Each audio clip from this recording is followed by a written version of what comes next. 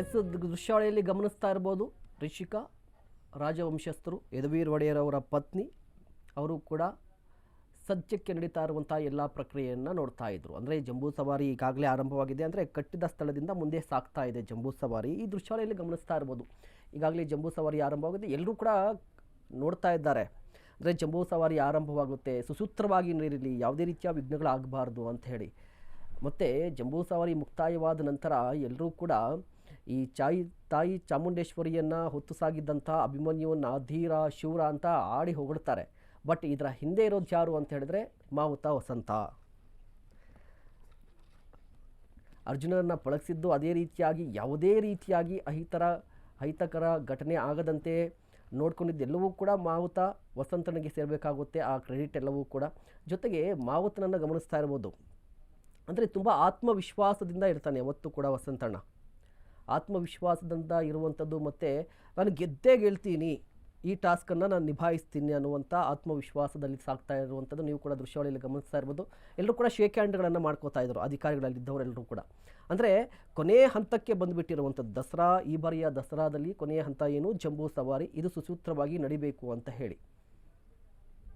ಮತ್ತು ಆಗಲೇ ನೋಡ್ತಾ ಇದ್ರು ಸಲ್ಯೂಟನ್ನು ಮಾಡಿದ್ರು ವಸಂತ, ಒಂದು ನಗೆಯನ್ನು ಬೀರಿ ಒಂದು ಸಲ್ಯೂಟನ್ನು ಮಾಡ್ತಾರೆ. ಅಂದರೆ ನಾನು ರೆಡಿ ಇದ್ದೀನಿ, ಈ ಬಾರಿಯ ಜಂಬೂ ಸವಾರಿಗೆ ನಾನು ಸುಸೂತ್ರವಾಗಿ ಎಲ್ಲವನ್ನೂ ಕೂಡ ನಿಭಾಯಿಸ್ತೀನಿ ಅಂತ ಹೇಳಿ ಆತ್ಮವಿಶ್ವಾಸದಿಂದ ಹೆಜ್ಜೆ ಆಗ್ತಾ ಇರುವಂಥದ್ದು ದೃಶ್ಯಾವಳಿಯಲ್ಲಿ ಗಮನಿಸ್ತಾ ಇರೋದು. ನೋಡಿ ಎಲ್ಲ ಕ್ಲಿಯರ್ ಮಾಡ್ತಾ ಇದ್ದಾರೆ, ಅಂದರೆ ಈಗಾಗಲೇ ಆರಂಭ ಆಗಿದೆ ಅಂತ ಹೇಳಿ.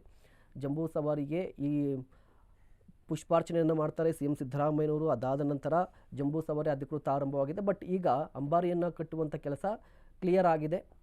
ಇನ್ನೇನಿದ್ರೂ ಕೂಡ ವಿಶ್ವವಿಖ್ಯಾತ ಜಂಬೂ ಸವಾರಿ ಆರಂಭ ಆಗುತ್ತೆ.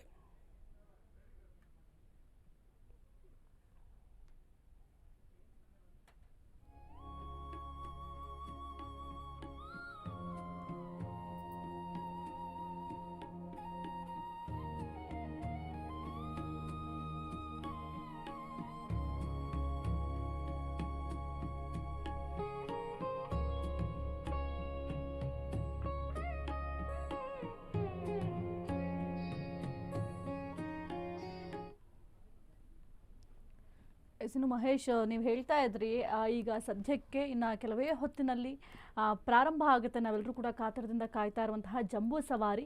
5 ಕಿಲೋಮೀಟರ್ವರೆಗೂ ಕೂಡ ಅಭಿಮನ್ಯು 750 kg ತೂಕದ ಅಂಬಾರಿಯನ್ನು ಹೊತ್ತು ಸಾಕ್ತಾರೆ. ಅದಾದ ನಂತರ ಕೆಲವೊಂದಿಷ್ಟು ಬನ್ನಿ ಮಂಟಪದವರೆಗೂ ಕೂಡ ಹೋದ ನಂತರ ಅಲ್ಲಿ ಕೆಲವೊಂದಿಷ್ಟು ಪೂಜಾ ಕೈಕರ್ಯಗಳನ್ನ ಕೈಗೊಳ್ಳಬೇಕಾಗುತ್ತೆ. ಅದರ ಜೊತೆಗೆ ವಿಶೇಷವಾಗಿ ಎಷ್ಟೋ ಜನಕ್ಕೆ ಈ ವಿಚಾರ ಗೊತ್ತಿರೋದಿಲ್ಲ, ಅಲ್ಲಿ ಕಪ್ಪು ಸಾಸುವೆನ ಎಡ್ಚುವ ಕೆಲಸ ಮಾಡ್ತಾರೆ. ಸಾಸುವೆ ಲಕ್ಷ್ಮಿಯ ಪ್ರತೀಕ. ಸಾಸುವೆಯನ್ನ ಕಪ್ಪು ಸಾಸುವೆ ಏನು ಹೇಳ್ತೀವಿ, ಲಕ್ಷ್ಮಿಯನ್ನ ಆರಾಧನೆ ಮಾಡುವಂತಹ, ನೀವು ಅವಾಗಲೇ ಹೇಳ್ತಾ ಇದ್ರಿ 3 ದೇವತೆಗಳನ್ನ ಪೂಜೆ ಮಾಡ್ತಾರೆ, ಕಾಳಿಕಾ ಆಗಿರಬಹುದು, ಮಹಾಲಕ್ಷ್ಮಿ, ಮಹಾಸರಸ್ವತಿ ಅಂತ ಹೇಳ್ತಾ ಇದ್ರಿ. ಅದೇ ಮಾದರಿಯಲ್ಲಿ ಲಕ್ಷ್ಮಿಯನ್ನು ಕೂಡ ಅಲ್ಲಿ ಆರಾಧನೆ ಮಾಡಲಾಗುತ್ತೆ. ಎಷ್ಟೋ ಜನರಿಗೆ ಈ ಒಂದು ವಿಚಾರ ಗೊತ್ತಿರೋದಿಲ್ಲ. ಅದನ್ನ ನಾವು ತೆಗೆದುಕೊಂಡು ಬಂದು ಮನೆಯಲ್ಲಿ ಪೂಜೆ ಮಾಡಿದ್ರೆ ಒಳಿತಾಗುತ್ತೆ ಅನ್ನೋ ನಂಬಿಕೆ ಕೂಡ ಇದೆ. ಇದರ ಜೊತೆಗೆ ಬನ್ನಿ ಮಂಟಪದಲ್ಲಿ ಪೂಜೆ ಮಾಡುವಂತಹ ಸಂದರ್ಭದಲ್ಲಿ ಎಲೆಗಳು, ಅದನ್ನು ಕೂಡ ತೆಗೆದುಕೊಂಡು ಬಂದು ಪೂಜೆ ಮಾಡುವ ಸಂಪ್ರದಾಯ ಈಗಲೂ ಕೂಡ ನಮ್ಮಲ್ಲಿ ಇದೆ. ಸದ್ಯ ಗಮನಿಸ್ತಾ ಇದ್ದೀವಿ, ಕೆಲವೇ ಹೊತ್ತಿನಲ್ಲಿ ಚಾಲನೆ ಕೂಡ ಸಿಗುತ್ತೆ. 4:42 ಪ್ರಾರಂಭ ಆಗುತ್ತೆ ಈ ಒಂದು ಜಂಬೂ ಸವಾರಿ. ಹಾಗಾಗಿ ಸಾಕಷ್ಟು ಜನರು ಕಾತರದಿಂದ ಕಾಯ್ತಾ ಇದ್ದಾರೆ. ಅಭಿಮನ್ಯು ಕೂಡ ರೆಡಿ ಆಗಿದ್ದಾನೆ. ಅವಾಗಲೇ ನಾವು ನೋಡ್ದು ಅಭಿಮನ್ಯು ಎಷ್ಟು ಜೋಶಲ್ಲಿದ್ದಾರೆ ಈ ಒಂದು ಜಂಬೂ ಸವಾರಿಯನ್ನ ಹೊರಲಿಕ್ಕೆ ಅಂತ. ಎಲ್ಲರಿಗೂ ಕೂಡ ಹೌದು ಜವಾಬ್ದಾರಿ, ಮತ್ತೆ ಹೇಳಲಿಕ್ಕೂ ಆಗೋದಿಲ್ಲ, ಯಾಕಂದ್ರೆ ವಯಸ್ಸು ಕೂಡ ಆಗಿರೋದ್ರಿಂದ ಇದು ಅವರ ಕೊನೆಯ ಜವಾಬ್ದಾರಿ ಅಂತನೂ ಆಗಬಹುದು. ಯಾಕಂದ್ರೆ 60 ವರ್ಷ ಅಂತ ಅಂದ್ರೆ ಬಹಳ ಕಷ್ಟ ಮುಂದಿನ ದಿನಗಳಲ್ಲಿ, ಯಾಕಂದ್ರೆ ಕೆಲವೊಂದಿಷ್ಟು ಆರೋಗ್ಯದ ಸಮಸ್ಯೆ ಕೂಡ ಆಗತ್ತೆ. ಹಾಗಾಗಿ ಬಹಳ ಖುಷಿಯಲ್ಲಿದ್ದಾರೆ, ಬಹಳ ಜೋಶ್ನಲ್ಲಿದ್ದಾರೆ. ಬಟ್ ನೋಡಿ, ನೀವು ಹೇಳ್ತಾ ಇದ್ರಲ್ವಾ 60 ವರ್ಷ ಆಗಿದೆ, ವಾಟ್ ನೆಕ್ಸ್ಟ್, ಯಾರು ಮುಂದೆ ಯಾರಿದ್ದಾರೆ ಅಂತ ಹೇಳಿದ್ರೆ ಈಗಾಗಲೇ ಧನಂಜಯ ಕೂಡ ಇದ್ದಾನೆ, ಧನಂಜಯ ಇದ್ದಾನೆ. ಅದೇ ರೀತಿಯಾಗಿ Bheema, social media star Bheema, ಎಲ್ಲಾ ಸೋಷಿಯಲ್ ಮೀಡಿಯಾದಲ್ಲೂ ಭೀಮಾ, ಏಕಲವ್ಯ ಇದ್ದಾನೆ, ಪ್ರಶಾಂತ ಇದ್ದಾನೆ. ಸೊ ದೊಡ್ಡ ಪರಂಪರೆಯೇ ಇದೆ ಆನೆಗಳಿಗೆ ಸಂಬಂಧಪಟ್ಟಂತೆ. ಇದು ನಮ್ಮ ಕೊನೆಯ ಕೊಂಡಿ ಅಂತ ಹೇಳಬಹುದು ನಮ್ಮ ಇದ್ರಲ್ಲಿ ನೋಡೋದಾದ್ರೆ. ಈಗ ಅದೇ ನೀವು ಹೇಳ್ದಂಗೆ 19ಸ್ಗೂ 2020 ಕಿಡ್ಸ್ಗೂ ಬಹಳ ವ್ಯತ್ಯಾಸ ಅಂತ ಹೇಳ್ತೀವಲ್ಲ, ಅದೇ ರೀತಿ ಇದು ಕೂಡ ಆಗುತ್ತೆ.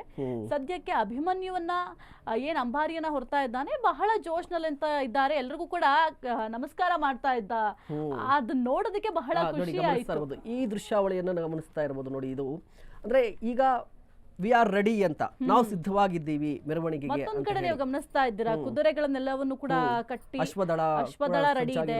ಯಾಕೆಂದ್ರೆ ಅವ ಮಹಾರಾಜರು ಈಗ ಗಜದಳ ಆಗಿರಬಹುದು, ಅಶ್ವದಳ ಬಹಳ ಪ್ರಾಮುಖ್ಯತೆನ ಕೊಡ್ತಾ ಇದ್ರು. ಅದನ್ನ ನಾವು ಕೂಡ ಈಗ ಗಮನಿಸ್ತಾ ಇದ್ದೀವಿ. ಅಶ್ವಗಳು ಕೂಡ ರೆಡಿ ಆಗಿದೆ. ಹೇಳ್ತಾ ಇದೆ, ಈಗ ನಾವು ರೆಡಿ ಇದ್ದೀವಿ ಅಂತ ಆಯ್ತಲ್ವಾ. ಅಂದ್ರೆ ಅದು ನಮಸ್ಕಾರವನ್ನ ಮಾಡಿದ ನಂತರ ಈಗ ಅಶ್ವದಳ, ಅದಾದ ನಂತರ ಬ್ಯಾಂಡ್ ಅಂದ್ರೆ ವಾದ್ಯಗೋಷ್ಠಿ, ಗಾಡಿ ಕೂಡ ಮುಂದೆ ಹೋಗುತ್ತೆ. ಅದ ನಂತರ ಅಶ್ವದಳ ಹೋಗುತ್ತೆ, ಅದಾದ ನಂತರ ಗಜಪಡೆ ಕೂಡ ಮುಂದೆ ಸಾಕ್ತಾ ಇರುತ್ತೆ ಅಂತ ಹೇಳಿ.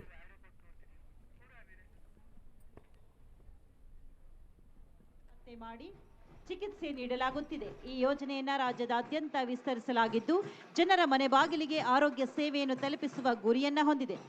ಅಭಿಮಾನಿಗಳೇ ನಮ್ಮನೆ ದೇವರು ಎಂದಂತಹ ಕರ್ನಾಟಕ ರತ್ನ ಡಾಕ್ಟರ್ ಪುನೀತ್ ರಾಜ್ಕುಮಾರ್ ಅವರ ಹೆಸರಿನಲ್ಲಿ ಡಾಕ್ಟರ್ ಪುನೀತ್ ರಾಜ್ಕುಮಾರ್ ಹೃದಯ ಜ್ಯೋತಿ ಯೋಜನೆಯನ್ನ ತಂದಿದೆ. ಕರ್ನಾಟಕ ಸರ್ಕಾರದ ಮಹತ್ವದ ಯೋಜನೆಯಾಗಿದೆ. ಯುವ ಜನರಲ್ಲಿ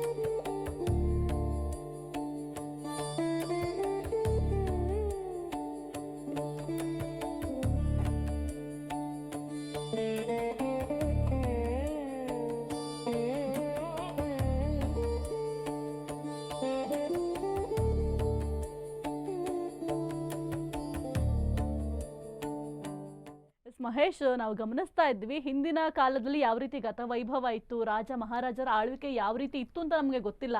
ಆದ್ರೆ ಇದನ್ನ ನೋಡಿದ್ರೆ ನಿಜಕ್ಕೂ ಕೂಡ ನಾವು ಯಾವ ಕಾಲದಲ್ಲಿ ಇದ್ದೀವಿ ಅಂತ ಅನ್ಸುತ್ತೆ, ಖುಷಿ ಆಗತ್ತೆ. ಈಗ ವಿಜಯನಗರ ಸಾಮ್ರಾಜ್ಯ ಆಗಿರಬಹುದು, ಅಂತಹ ಸಂದರ್ಭದಲ್ಲಿ ಯಾವ ರೀತಿಯ ಗತವೈಭವ ಇತ್ತು. ವಿಜಯನಗರ ಸಾಮ್ರಾಜ್ಯದ ಆಳ್ವಿಕೆಯ ಸಂದರ್ಭದಲ್ಲಿ ಚಿನ್ನ, ಮುತ್ತು, ರತ್ನ ಎಲ್ಲವನ್ನು ಕೂಡ ಬೀದಿಯಲ್ಲಿ ಮಾರಾಟ ಮಾಡ್ತಾ ಇದ್ರು. ಆ ಒಂದು ಸಾಮ್ರಾಜ್ಯ ಸದ್ಯಕ್ಕೆ ಮತ್ತೆ ಮರು ಸೃಷ್ಟಿಯಾಯ್ತಾ ಅಂತ ಅನ್ನಿಸ್ತಾ ಇದೆ. ಅಷ್ಟು ಸೊಗಸಾಗಿ ಕಾಣ್ತಾ ಇದೆ. ಸದ್ಯಕ್ಕೆ ಅಂಬಾರಿ ಕೂಡ ಸಾಕ್ತಾ ಇದೆ, ನಾವು ಕೂಡ ಅದನ್ನ ಗಮನಿಸ್ತಾ ಇದ್ದೀವಿ. 5 ಕಿಲೋಮೀಟರ್ ವರೆಗೂ ಕೂಡ ಇದೇ ರೀತಿ ರಾಜಮಾರ್ಗದಲ್ಲಿ ಸಾಗುತ್ತೆ. ಅಶ್ವದಳ ಕೂಡ ನೋಡ್ದೋ ಯಾವ ರೀತಿ ಸಿದ್ಧವಾಗಿದೆ ಅಂತ. ಜೊತೆಗೆ ಪೊಲೀಸ್ ಬ್ಯಾಂಡ್ ಆಗಿರಬಹುದು, ಯಾಕೆಂದ್ರೆ ಸಾಕಷ್ಟು ತಾಲೀಮನ್ನ ಮಾಡಿರ್ತಾರೆ. ಈ ಒಂದು ಸೌಂಡ್ ಆಗಿರಬಹುದು, ಸಿಡಿಮದ್ದುಗಳ ಸೌಂಡ್ ಆಗಿರಬಹುದು. ಯಾಕೆಂದ್ರೆ ಆನೆಗಳಿಗೆ ತಾಲೀಮ್ ಮಾಡೋದು ಅಥವಾ ಟ್ರೈನಿಂಗ್ ಮಾಡೋದು ಕೂಡ ಅದು ಬಹಳ ಕಷ್ಟ. ಅದನ್ನು ಕೂಡ ಈ ನೀವು ಯಾವಾಗ್ಲೇ ಹೇಳ್ತಾ ಇದ್ರಿ, ಮಾವುತರು ಏನಿದ್ದಾರೆ, ಮಾವುತರು ಕೂಡ ಇದರಲ್ಲಿ ಹೀರೋಗಳಾಗ್ತಾರೆ ಅಂತ. ಖಂಡಿತ ಸತ್ಯ ಅದು. ಮಾವುತರು ಒಂದು ರೀತಿಯ ಹೀರೋಗಳೇ ಈ ಒಂದು ದಸರಾ ಅಂತ ಬಂದಾಗ. ವಸಂತಣ್ಣ ಅಂತ ಹೇಳ್ತಾ ಇದ್ರಿ, ಅವರು ಪಾಪ ಎಷ್ಟು ವರ್ಷದಿಂದ ಟ್ರೈನಿಂಗ್ ಕೊಡ್ತಾ ಇದ್ದಾರೆ. ಇಡೀ ಜರ್ನಿ ಶುರುವಾಗಿರುವುದೇ ಆನೆಯಿಂದ ಅಂತ ಹೇಳಿ. ಅವರು ಹುಟ್ಟದಾಗಿಂದ ಅವ್ರ ಅಪ್ಪ ಕೂಡ ಕೆಂಪಣ್ಣ ಅಂತ ಹೇಳಿ ಆಗಿದ್ರು. ಈಗ ಅದನ್ನ ಕಂಟಿನ್ಯೂ ಮಾಡ್ತಾ ಇರುವಂತದ್ದು. ಬಟ್ ಈ ಬಾರಿ ಅವ್ರದ್ದು ಲಾಸ್ಟ್ ಅವಧಿ ಅಂತ ನನಗೆ ಹೇಳ್ತಾ ಇದೆ, ಅಂದ್ರೆ ವಯಸ್ಸಾಗಿರುವ ಕಾರಣಕ್ಕಾಗಿ. ಇದ್ರ ಜೊತೆಗೆ ಜಂಬೂ ಸವಾರಿ ಮೈಸೂರು ಉತ್ಸವ ಇದೆ ಅಂತ ಹೇಳಿದ್ರೆ ಮಹತ್ವವನ್ನು ತಿಳಿದುಕೊಳ್ಳೋದಾದ್ರೆ ಸಾಕಷ್ಟು ರೀತಿಯ ಸಂಕೇತಗಳಿದೆ ಈ ಜಂಬೂ ಸವಾರಿ ದಸರಾಗೆ. ಏನ್ ಸಂಕೇತಗಳಂದ್ರೆ ದುಷ್ಟ ಶಕ್ತಿಯ ಮೇಲೆ ಸದ್ಗುಣದ ವಿಜಯ ಅಂತ ಹೇಳಿ. ಇದೊಂದು ಸಂಕೇತ. ಅಂದ್ರೆ ದುಷ್ಟ ಶಕ್ತಿಯ ಮೇಲೆ ಸದ್ಗುಣದ ವಿಜಯ ಅಂತ ಹೇಳಿದ್ರೆ ನಾವು ಗೊತ್ತಿದೆ, ಮಹಿಷಾಸುರನ ವಿಜಯದ ಸಂಕೇತ. ಮತ್ತೆ ರಾಜ ಸಂಸ್ಕೃತಿಯ ಪ್ರತೀಕವೂ ಕೂಡ ಹೌದು ಅಂತ ನಾವು ಮಾತನಾಡ್ತಾ ಇರ್ತೀವಿ. ರಾಜರು ಹೇಗಿದ್ರು ನಮ್ಗೆ ಗೊತ್ತಿಲ್ಲ, ನಾವು ನೋಡಿಲ್ಲ. ಬಟ್ ಅದನ್ನು ಕಣ್ತುಂಬಿಕೊಳ್ಳೋದು ಯಾವತ್ತು ಅಂತ ಹೇಳಿದ್ರೆ ಈ ದಸರಾದ ಸಂದರ್ಭದಲ್ಲಿ ರಾಜರು ಈ ರೀತಿ ಆಗಿದ್ರು, ಈ ರೀತಿ ಪೇಟ ಇತ್ತು, ಈ ರೀತಿ ನಡ್ಕೋತಾ ಇದ್ರು. ಇದು ರಾಜ ಸಂಸ್ಕೃತಿಯ ಪ್ರತೀಕ ಕೂಡ ಅಂತ ಹೇಳ್ತಾರೆ. ಇದ್ರ ಜೊತೆಗೆ ಸಾಂಸ್ಕೃತಿಕ ಸಮನ್ವಯ ಅಂತ ನಾವು ಆಗ್ಲೇ ಮಾತನಾಡ್ತಾ ಇದ್ವಿ. ಎಲ್ಲಾ ಸಂಸ್ಕೃತಿಗಳು ಕೂಡ ಹೌದು, ಎಲ್ಲಾ ಕಡೆ ಒಂದೇ ಸಿಗುತ್ತೆ. ಮತ್ತೆ ಕಲೆಗಳು ಕೂಡ ಅನಾವರಣ ಆಗುತ್ತೆ. ಇದ್ರ ಜೊತೆಗೆ ಜಂಬೂ ಸವಾರಿ ಮೆರವಣಿಗೆಯಲ್ಲಿ ವಿವಿಧ ಜಿಲ್ಲೆಯ ಆಕರ್ಷಕ ಸ್ತಬ್ಧ ಚಿತ್ರಗಳು ಬರುತ್ತಲ್ವಾ, ಆ ಕ್ಷೇತ್ರಕ್ಕೆ ಸಂಬಂಧಪಟ್ಟಂತೆ ಅಥವಾ ಆಯಾ ಜಿಲ್ಲೆಗಳಿಗೆ ಸಂಬಂಧಪಟ್ಟಂತ ವಿಶೇಷವಾಗಿರುವಂತಹ ಜಾನಪದ ಕಲೆಗಳಾಗಿರ್ಬೋದು, ಬೇರೆ ಬೇರೆ ರೀತಿಯಾಗಿರುವಂಥ ಕಾರ್ಯಕ್ರಮಗಳು ಕೂಡ ಇಲ್ಲಿ ಅನಾವರಣಗೊಳ್ಳುತ್ತೆ ಅಂತೇಳಿ. ನಾವು ಇದರ ಈ ಸ್ತಬ್ಧ ಜೊತೆಗೆ ಚಿತ್ರಗಳು ಅಂತ ಆ ವಿಚಾರ ಮಾತನಾಡೋದಾದ್ರೆ ನಾವು ಬೇರೆ ಎಲ್ಲೂ ಕೂಡ ಈಗ ಹೋಗೋ ಅವಶ್ಯಕತೆನೆ ಬರೋದಿಲ್ಲ. ಹೌದು, ಹೌದು. ಇವತ್ತು ಒಂದು ದಿನ ನಾವು ಮೈಸೂರಿಗೆ ಬಂದ್ಬಿಟ್ರೆ ಹೌದು, ಓವರ್ ಆಲ್ ಎಲ್ಲಿ ಏನ್ ಕರ್ನಾಟಕ ಏನು ಅಂತ ಪ್ರಾಮುಖ್ಯತೆ ಇದೆ, ಗೊತ್ತಾಗುತ್ತೆ ಅಂತ. ಕರ್ನಾಟಕ ಎಷ್ಟು ಸುಂದರವಾಗಿದೆ, ಎಷ್ಟು ಸೊಗಸಾಗಿದೆ ಅನ್ನೋದು ಇವತ್ತು ಮೈಸೂರಿಗೆ ಹೋದ್ರೆ ಗೊತ್ತಾಗುತ್ತೆ ಯಾವ ರೀತಿ ಇದೆ ಅಂತ. ನಿಜ. ಮತ್ತೆ ಇದು ನಾಡ ಹಬ್ಬದ ಕಿರೀಟ ಅಂತ ಹೇಳಿ ನೋಡಿ, ನಮ್ಗೆ ಕನ್ನಡಿಗರು ಎಷ್ಟು ಒಂದು ರೀತಿಯಾಗಿ ಸಹೃದಯಿಗಳು ಅಂತಾನೆ. ಸಹೃದಯಗಳು ಮತ್ತೆ ಇದೇ ರೀತಿಯಾಗಿ ಎಷ್ಟು ಸೌಭಾಗ್ಯ ಮತ್ತು ಎಷ್ಟು ಅದೃಷ್ಟವಂತರು ಅಂತ ಹೇಳಿದ್ರೆ ನಮಗೆ ನಾಡ ಹಬ್ಬ ಅಂತ ಕೂಡ ಒಂದಿದೆ ಅಂತ. ಹಾ ಹೌದು. ನಾವು ಬೇರೆ ರಾಜ್ಯಗಳನ್ನ ಹೋಲಿಕೆ ಮಾಡಿಕೊಂಡ್ರೆ ನಮಗೆ ನಾಡ ಹಬ್ಬ, ಅದು ದಸರಾ ಸಂದರ್ಭದಲ್ಲಿ ನಾಡ ಹಬ್ಬ ಒಂದು ಇದೆ. ನಾವು ಎಲ್ಲರೂ ಕೂಡ ಇಡೀ ರಾಜ್ಯ ಸಂಭ್ರಮಿಸುತ್ತೆ. ನಾವು ಸಂಭ್ರಮಿಸುವಂತಹ ಸಂದರ್ಭದಲ್ಲಿ ಇಡೀ ವಿಶ್ವ ಅದನ್ನು ನೋಡ್ತಾ ಇರುತ್ತಲ್ವಾ. ಈ ಸೌಭಾಗ್ಯ ಯಾರಿಗೆ ಸಿಕ್ಕಿದೆ ಅಂತ ಹೇಳಿ ಅಲ್ವಾ. ಇದು ನಾಡ ಹಬ್ಬವಾಗಿ ರಾಜ್ಯ ಸರ್ಕಾರ ಘೋಷಣೆ ಮಾಡಿದ್ದು, ಮತ್ತೆ ಘೋಷಣೆ ಮಾಡಿದ್ದಲ್ಲ, ಅದನ್ನ ಕಂಟಿನ್ಯೂ ಮಾಡ್ತಾ ಇದೆಯಲ್ವಾ. ಯಾವುದೇ ರೀತಿಯ ಅಡೆತಡೆ ಬಂದ್ರು ಬರದೇ ಇದ್ರು, ಈಗ ಕೋವಿಡ್ ಸಂದರ್ಭದಲ್ಲೂ ಕೂಡ ಸರಳವಾಗಿ ಆಚರಣೆ ಮಾಡಿದ್ರು, ನಿಲ್ಲಿಸಬಾರದು ಅಂತ ಹೇಳಿ. ಅಂದ್ರೆ ಆ ಪರಂಪರೆಯನ್ನು ಕೂಡ ರಾಜ್ಯ ಸರ್ಕಾರ ಮುನ್ನಡೆಸ್ಕೊಂಡು ಹೋಗ್ತಾ ಇರುವಂತ ಸರ್ಕಾರಗಳು ಬದಲಾಗ್ತಾ ಇದ್ರು ಕೂಡ ಈ ಪರಂಪರೆಯನ್ನು ಉಳಿಸ್ಕೊತಾ ಬೇರೆ ವಿಚಾರದಲ್ಲಿ ಎಷ್ಟೇ ರಾಜಕೀಯ ಆಗಿರ್ಬೋದು, ಏನೇ ಭಿನ್ನಾಭಿಪ್ರಾಯ ಇದ್ರು, ಇದೊಂದು ವಿಚಾರದಲ್ಲಿ ಯಾವುದೇ ಸರ್ಕಾರ ಬಂದ್ರು ಕೂಡ ದಸರಾ ಅನ್ನೋದನ್ನ ಆ ಕಾನ್ಸೆಪ್ಟ್ ನಿಲ್ಸೋದಕ್ಕೆ ಸಾಧ್ಯನೇ ಇಲ್ಲ ಬಿಡಿ. ಯಾಕೆಂದ್ರೆ ಹಿಂದಿನಿಂದಲೂ ಕೂಡ ಆಚರಣೆ ಮಾಡ್ಕೊಂಡ್ ಬಂದಿರುವಂತಹ ಪದ್ಧತಿ ಆಗಿರೋದ್ರಿಂದ ಅಷ್ಟು ಸುಲಭವಾಗಿ ಇದನ್ನ ನಿಲ್ಸೋದಕ್ಕೆ ಸಾಧ್ಯ ಆಗೋದಿಲ್ಲ. ಯಾಕೆಂತಂದ್ರೆ ಇನ್ನು ಜಯಚಾಮರಾಜೇಂದ್ರ ಒಡೆಯರ್ ಕಾಲದಲ್ಲೂ ಅಷ್ಟೇ ಅಂಬಾರಿ ಮೇಲೆ ಅವ್ರು ಕೂರ್ಲೇ ಇಲ್ಲ, ನಾನು ಕೂರೋದಿಲ್ಲ ಅಂತ ಹೇಳಿ ಅವ್ರು ಹಾಗೆ ಹೋದಂತ ಸಂದರ್ಭದಲ್ಲೇ ಬಿಟ್ಟಿಲ್ಲ ಅಂತಂದ್ರೆ ಜನರು. ಈಗ ಇಷ್ಟು ನಾವು ಅಭಿವೃದ್ಧಿ ಆಗಿದ್ದೀವಿ, ಈ ಸಂದರ್ಭದಲ್ಲಿ ಯಾವುದೇ ಕಾರಣಕ್ಕೂ ದಸರಾ ನಿಲ್ಲೋದಕ್ಕೆ ಯಾರು ಕೂಡ ಬಿಡೋದಿಲ್ಲ. ಮತ್ತೆ ಇದು ಸಮರ್ಪಣೆಯ ಸಂಕೇತವಾಗಿ ಕೂಡ ನಾವು ದಸರಾವನ್ನು ನೋಡ್ತೀವಿ. ದಸರಾ ನಾವು ಆಗ್ಲೇ ಮಾತನಾಡ್ತಾ ಇರ್ತೀವಿ, ಎಲ್ಲವೂ ಕೂಡ ಬದಲಾಯಿತು, ಬಟ್ ಅವ್ರ ಪರಂಪರೆಯನ್ನ ಬದಲಾಯಿಸಿಲ್ಲ. ಮತ್ತೆ ಆಯಾ ವಂಶಸ್ಥರು ಅದನ್ನು ಕಂಟಿನ್ಯೂ ಮಾಡ್ತಾ ಇದ್ದಾರೆ ಅಂತ ಹೇಳಿ. ಈಗ ನಂದಿ ಧ್ವಜ ಪೂಜೆಗೆ ಸಂಬಂಧಪಟ್ಟಂತೆ ಒಂದು ಕುಟುಂಬಸ್ಥರು ಅದನ್ನ ಮುಂದುವರಿಸ್ತಾ ಇದ್ದಾರೆ. ಅದೇ ರೀತಿಯಾಗಿ ಚಾಮುಂಡಿಗೆ ಹೂ ಕೊಡುವಂತ ಒಂದು ವಂಶಸ್ಥರೇ ಇದ್ದಾರೆ, ಅಂದ್ರೆ ಹೂವನ್ನು ಕೊಡೋರು ಅವರೇನೆ. ಮತ್ತೆ ಅರಮನೆಗೆ ಸಂಬಂಧಪಟ್ಟಂತ ಲೈಟಿಂಗ್ಸ್ ಮಾಡೋರು ಕೂಡ ಇದೆ ಅಂತ. ಹೌದು. ಅದೇ ರೀತಿಯಾಗಿ ಈ ಜಂಬೂ ಸವಾರಿಯಲ್ಲಿ ಭಾಗಿಯಾಗುವಂತ ಈ ಮಾವುತಗಳ ವಂಶಸ್ಥರು ಕೂಡ ಕಂಟಿನ್ಯೂ ಆಗ್ತಾ ಇದ್ದಾರೆ ಅಂತ ಹೇಳಿ. ಅಂಬಾರಿಯನ್ನ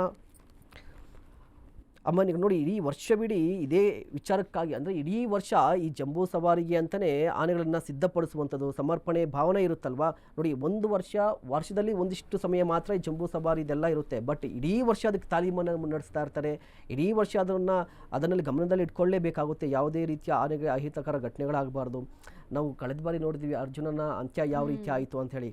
ಕೊನೆಯ ಹಂತದಲ್ಲಿ ಕಾಡನೆಯ ಕಾರ್ಯಾಚರಣೆ ಮಾಡುವಂತ ಅರ್ಜುನ ಸಾವನ್ನಪ್ಪಿದ್ದು ನಾವು ಕಳೆದ ವಾರ ಮಿಸ್ ಮಾಡ್ಕೋತಾ ಇದ್ವಿ. ಎಲ್ಲರೂ ಕೂಡ ಜನರು ಕೂಡ ಮಿಸ್ ಮಾಡ್ಕೋತಾ ಇದ್ರು ಅರ್ಜುನನ ಬಗ್ಗೆ. ಬಟ್ ಈ ರೀತಿಯಾಗಿ ಆಗಬಾರ್ದು ಅಂತ ಹೇಳಿ ಇಡೀ ವರ್ಷ ಕೂಡ ಸಮರ್ಪಣೆಯ ಭಾವ ಇರುತ್ತೆ ಜನರಲ್ಲೂ ಕೂಡ ದಸರಾಗೆ ಅಂತ ಹೇಳಿ. ಈ ಎಲ್ಲಾ ಸಂಕೇತಗಳಿಂದಾಗಿ ದಸರಾ ಈಗ ವಿಶ್ವವಿಖ್ಯಾತವಾಗಿದೆ.